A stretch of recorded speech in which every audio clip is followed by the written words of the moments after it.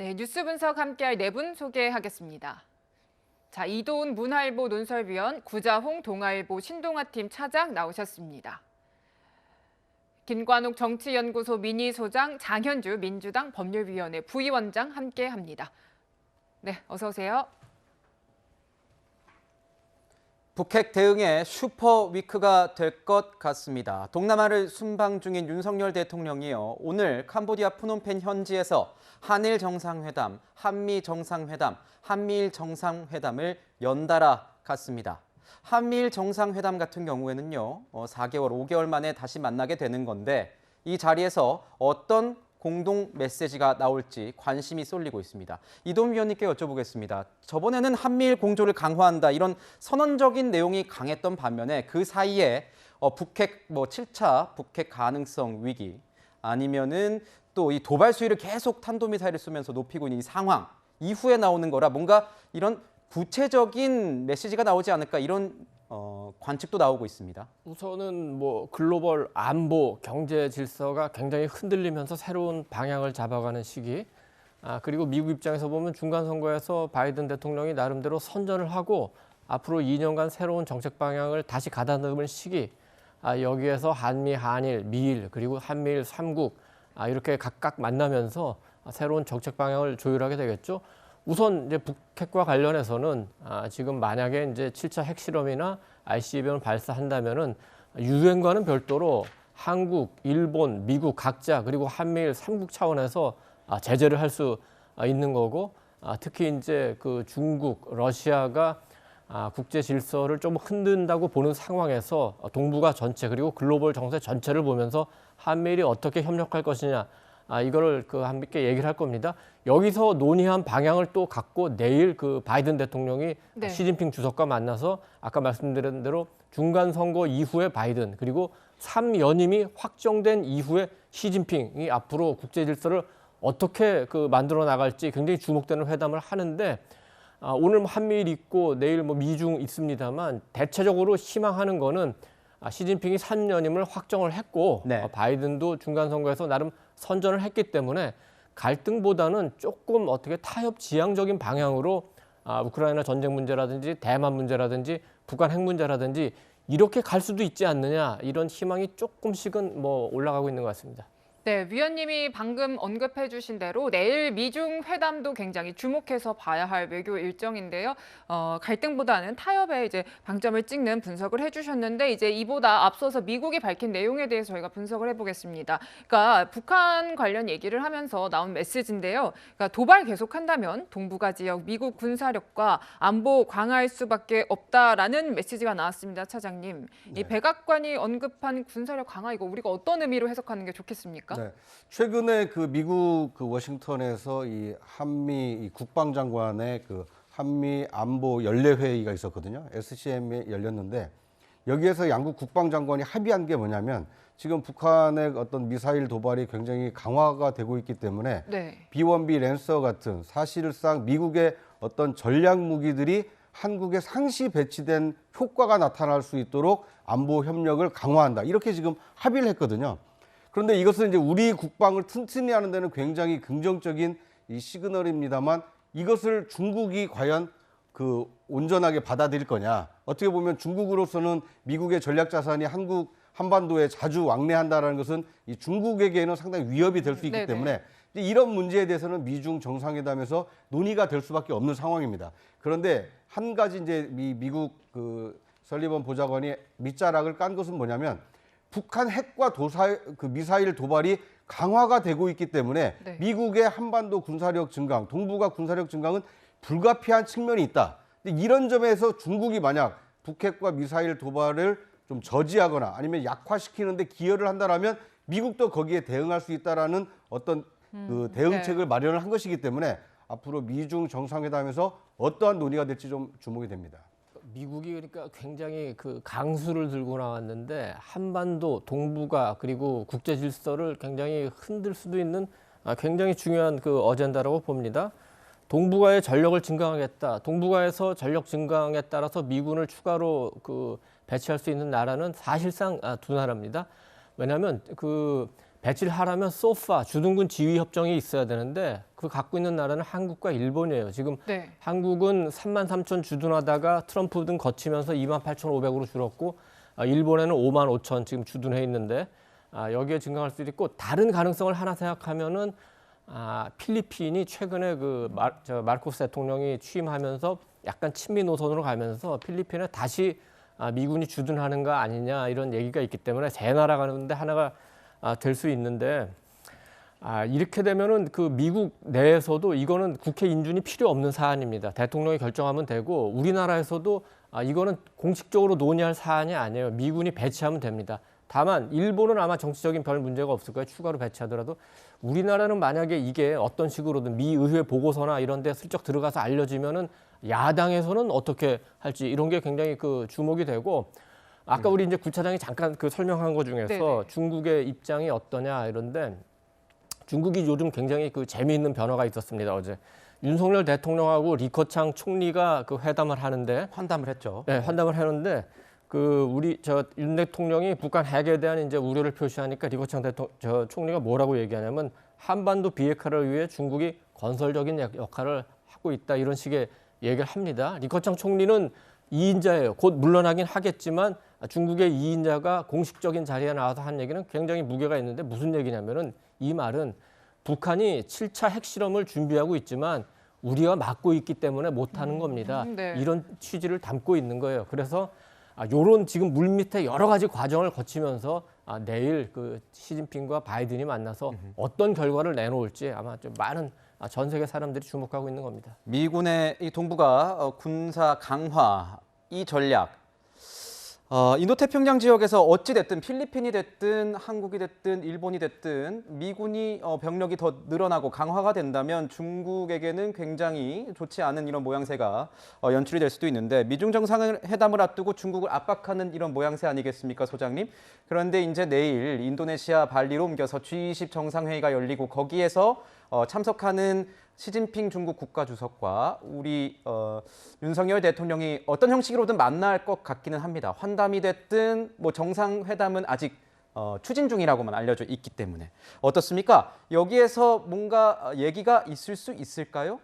그러니까 다자간 회의 때문에 사실은 만나지 않을 가능성에 더 비중을 둡니다, 저는. 네. 그리고 지금 중국도 그렇고 미국도 그렇고 최대의 관심사는 미중 정상회담이거든요. 모든 것을 여기에 맞추고 있는 것이고요.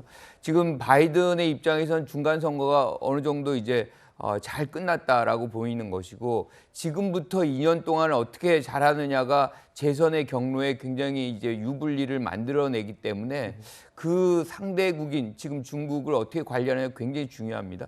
그래서 아까 얘기한 뭐 이 지금 국무부 이제 안보보좌관이죠. 네. 안보보좌관의 얘기는 사실은 북한에 대한 경고의 메시지보다는 중국에 대한 경고의 메시지가 훨씬 크거든요. 네. 너희가 북한 관리 잘 안 하면 나는 여기다가 더 군사력을 강화할 수밖에 없다. 그러하니 역할을 좀 해달라. 뭐 이런 얘기인 것이고 이 부분에 대해서는 뭐 한국도 같은 맥락에 있어요. 그러니까 윤석열 대통령도 리커창 총리에게 그런 얘기를 한 것이고 그래서 중국 같은 경우 이 부분이 이제 새롭게 정권이 이제 출범하는 마당이니까 어떻게 하느냐에 따라서 이 영내의 어떤 분위기가 어떻게 보면 굉장히 좀 협조적인 분위기로 갈 수도 있고 그렇지 않고 계속해서 북한을 뭐 옹호한다거나 이렇게 되면은 갈등적인 관계가 더 지속될 수 있거든요. 그래서 이번 미중 정상회담이 매우 중요한 것이고 그런 맥락에서 본다 그러면 한국이 이 미국과의 어떤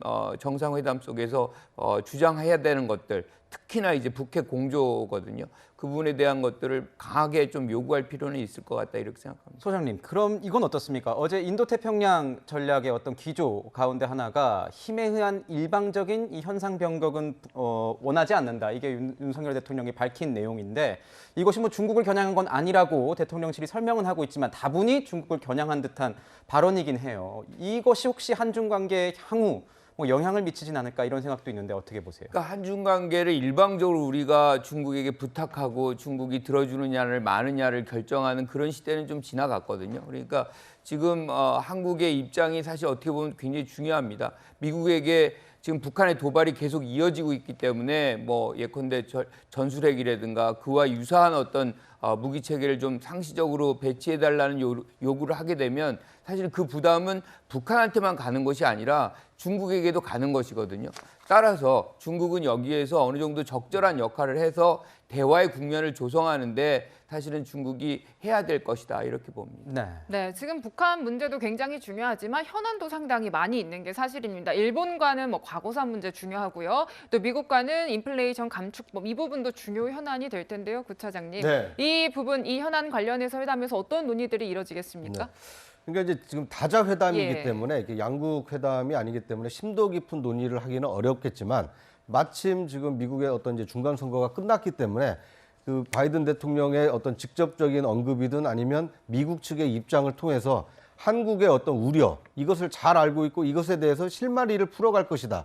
그러니까 어떻게 보면 우리 기업에게 굉장히 중요한 것에 네. 대한 긍정적인 메시지가 나올 수 있지 않을까 이렇게 예상을 해봅니다. 네. 더더군다나 이번 이 한미 정상회담 또는 한미일 이 삼국 정상회담은 안보를 중심으로 해서 이렇게 경제 안보로 좀 확장이 되고 있는 중요한 그 과도기에서 이루어지는 정상회담이기 때문에 군사 안보적인 측면뿐만 아니라 경제 협력을 강화하는 방안으로도 충분히 논의가 이루어질 수 있기 때문에 그동안 우려했던 네. IRA에 대한 어떤 미국 측의 전향적인 태도와 언급이 있을 수 있다 이렇게 기대를 해보고 있습니다. 네. 네. 지금 보면 윤석열 대통령 같은 경우에는 바이든 대통령에게 이 IRA 문제 꼭 언급하겠다 이런 입장인 것으로 알려져 있고, 뭐 일본과도 과거사 문제 해결 의지를 다지는 차원 정도의 얘기가 오갈 것으로 보이지만 또 외교 일선에서는 이렇게 지도자들끼리 만나서 어떤 의지를 다지는 것만 해도 굉장히 일이 풀릴 수 있는 그런 동력은 마련될 수가 있다. 이렇게 긍정적인 반응을 보이고 있는 것 같습니다. 조금 더 지켜보겠습니다. 여기에서 윤석열 대통령 동남아 순방에 동행한 김건희 여사의 이 일정 이에도 관심이 쏠리고 있습니다. 정상 배우자 프로그램을 캄보디아 이 주최 측에서 원래는 이 세계 문화유산인 앙코르와트 방문으로 잡았는데 김건희 여사는 여기가 아니라 다른 곳을 찾았다고 하네요. 보겠습니다.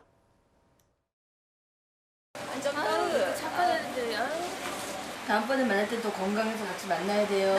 약속. 잘 치료 받아야 돼요. 너무 순수해. 힘을 내야 돼요. 엄마가 계속 울어서 너무 내가 마음이 너무 너무 아팠어. 자, 지금 김건희 여사의 오랜만에 목소리까지 저희가 들을 수 있었는데 앙코르와트 방문 대신에 심장병 환자를 찾고 또 이런 모습을 보였습니다. 어떻습니까? 국내에서도 이런 활동들 만나볼 수 있었는데 조용한 내조로 볼 수 있는 이런 활동들 많이 있었는데 같은 맥락으로 볼 수 있을까요? 그렇게 봐야 될 것 같습니다. 김건희 여사가 이제 그 동포 간담회에 앞서서 프놈펜의 병원 두 곳을 방문했다라고 이제 알려져 있는데요. 그 중에 한 병원에 갔을 때 이제 심장병 환 아들을 봤었는데 그 중에 한 이제 어린 아이가 같이 와서 병원에서 만나고 싶었는데 몸이 안 좋아서 못 온 아이가 있었다고 합니다. 네. 그래서 거기에 직접 방문을 했다 이제 이렇게 알려져 있는데요. 이제 국내에서도 활동을 보면 좀 이른바 약자와의 동행이라고 할 수 네. 있는 부분들과 관련해서 좀 먼저 뭐 공식적으로 활동을 하는 것은 아니고 이제 비공개로 활동을 한 이후에 이제 사진을 대통령실에서 나중에 이제 언론을 통해 나오는 형식으로 대통령의 부인인 김건희 여사의 활동들이 지금까지 알려져 왔는데요. 마찬가지로 지금 캄보디아 순방 그 과정에서도 배우자 프로그램이나 이런 데 참여하는 것보다는 좀 약자와의 동행으로 보일 수 있는 좀 어린 그 환우들이라든지 또는 이제 그 업사이클링 업체, 뭐 친환경 업체 같은 데를 방문을 해서 그곳에서 이제 있을 수 있는 여성들에 대한 경력 단절을 좀 우려하는 그런 회사라고 하더라고요. 그래서 워킹맘 프로그램도 갖추고 있고 그런 회사들도 방문하고 나름대로는 김건희 여사가 뭐 약자와의 동행이나 또는 이제 여성들의 어떤 일자리 이런 부분과 관련된 이제 행보를 보이면서 메시지를 내고 있다라고 봐야 될 것 같습니다. 어떻습니까, 이동훈 의원님? 지금 보면은 이렇게 뭐 약자들을 만나는 이런 행보를 좀 많이 보이는 것 같은데 그 동안은 뭐 민간인과 함께 전용기를 탑승했다는 논란도 있었고 거기다가 보석류 관련된 논란도 있었고 이런 논란들이 있으면서 조금 조용한 내조를 이어가겠다 이런 기조를 읽히는데 어떻게 보세요? 캄보디아까지 갔으면은 뭐 또 공식 프로그램까지 있으면은 앙코르와트 가고 싶은 게 뭐 당연한 인지상정일 텐데 가지 않고 굳이 병원 찾고 서민 친화적인 그리고 좀 더 인간적인 모습으로 다가가는 거는 아마 우리 국내 국민들을 향한 메시지 부분도 굉장히 크다고 봅니다. 6개월 임기 지난 그 윤석열 대통령의 지지율이 생각만큼 오르지 않으니까 그러니까 김건희 여사도 작은 도움이라도 되겠다 그런 차원에서 서민적인 행보 하는 것 같고 이건 제가 뉴스 라이브에서 처음 공개하는 건데 네. 제가 최근에 듣기로는 지금 이제 검은 옷 입고 있고 아까 베이지색 정장도 입고 나오던데 김건희 여사가 해외 출장 갈 때 입는 의상 하나하나를 지금 기록을 하고 있는 것 같습니다. 아하. 이건 네. 어디에서 얼마 주고 산 거고 그리고 본인 돈으로 산 거고 이건 어디에서 산 거고 얼마짜리고 어느 브랜드고 이렇게 해가지고 어느 시점쯤 되면은 그 김건희 여사가 해외 순방 때 입었던 모든 의상에 대해서 네. 아마 공개를 할 것 같아요. 그럼 우리 국민들은 캄보디아 갔을 때 저 병원 갔을 때 저 베이직 저 정장이 국내 어느 사 제품이고 얼마짜리구나 이런 거 다 알 수 있고 요즘 뭐 장신구는 거의 안 하지만 그걸 또 알 수 있고 뭐 그렇게 공개한다면은 어떤 그 투명성 차원에서 네. 굉장히 큰 도움이 되겠죠. 그리고 굳이 뭐 김정숙 여사하고 비교할 필요는 없지만 조금이라도 대통령실이 좀 공개적이고 투명하게 운영되는 그런 이미지를 주는데도 저는 뭐 도움이 될 것 같습니다. 실제로 대통령실에서 어떻게 할지 한번 좀 지켜봐야 될 것 같습니다. 그러니까 이전 정부에서는 김정숙 여사의 어떤 장신구나 그 옷들 관련해서 특활비가 뭐 사용된 것 아니냐 뭐 이런 논란들이 있었는데 그것을 감안한 건지는 모르겠지만 김건희 여사 측에서 본인의 어떤 순방이나 해외 활동, 뭐 국내 활동에서 입었던 이런 장신구들, 옷가지들에 대해서 하나씩 기록을 하고 공개할 의사가 있는 것 같다. 이런 취재 내용을 지금 이동우 위원님께서 말씀해 주셨습니다. 네. 그러니까 어떻게 보면 이제 논란이 긍정적으로 조금 승화가 되고 있는 게 아닌가 뭐 그런 생각이 들고요. 특히나 이 캄보디아에서 심장병 어린이를 찾는 것은 굉장히 중요한 의미가 있다고 생각이 됩니다. 우리나라가 이 공적 개발 원조 ODA 자금으로 1년에 한 몇 조 정도를 사용을 합니다. 그리고 이 대외협력 개발기금이라는 EDCF 자금도 상당히 많이 특히 아세안 국가들에게 원조를 해줍니다. 그러니까 네. ODA는 이제 공적 개발 원조기 때문에 무상으로 주는 거고요. 네. EDCF 자금의 경우에는 이제 차관 형태로 우리가 지원을 해주는 건데 자금을 지원해 주는데 지금 뭐 캄보디아, 태국, 베트남 이런 인도네시아의 국가에는 열악한 의료시설, 그다음에 식수시설, 교육시설 이런 것들이 부족해서 ODA 자금과 EDCF 자금이 많이 나가고 있거든요. 그런데 저렇게 영부인이 직접 가서 실태를 확인을 하고 나중에 윤석열 대통령에게 자신이 보고 듣고 느끼는 것을 전달을 해줬을 때 그 정상을 만났을 때 정상 간에 저런 얘기가 오가게 되면 ODA 자금이 우선적으로 배치가 됩니다. 아하, 네. 그다음에 EDCF 자금도 조금 더 패스트 트랙에 세워져서 빨리 원조가 이루어지게 됩니다. 네. 그러니까 윤석열 대통령은 지금 각국 정상들을 만나서 직접 우리 당면한 현안을 논의하기 바쁘지 않습니까? 그런데 영부인이 가서 앞으로 나가게 될 ODA 자금이나 EDCF 자금과 관련된 현장을 방문하고 거기에서 느낀 것을 윤석열 대통령에게 전달을 한다라면 그 원조 자금이 더 원활하게 또 좋은 곳으로 쓰이도록 유도할 수 있기 때문에 이 바람직한 영부인의 활동이 아닌가 그런 생각이 듭니다. 네. 저희가 첫 번째 순서에서는 대통령 순방 내용 전해드렸고요. 더불어 김건희 여사의 활동 내용의 의미도 전해드렸습니다. 오늘 나오는 한미일 북한 대응 관련은 어떤 메시지가 나올지는 주목해서 지켜봐야겠습니다. 네.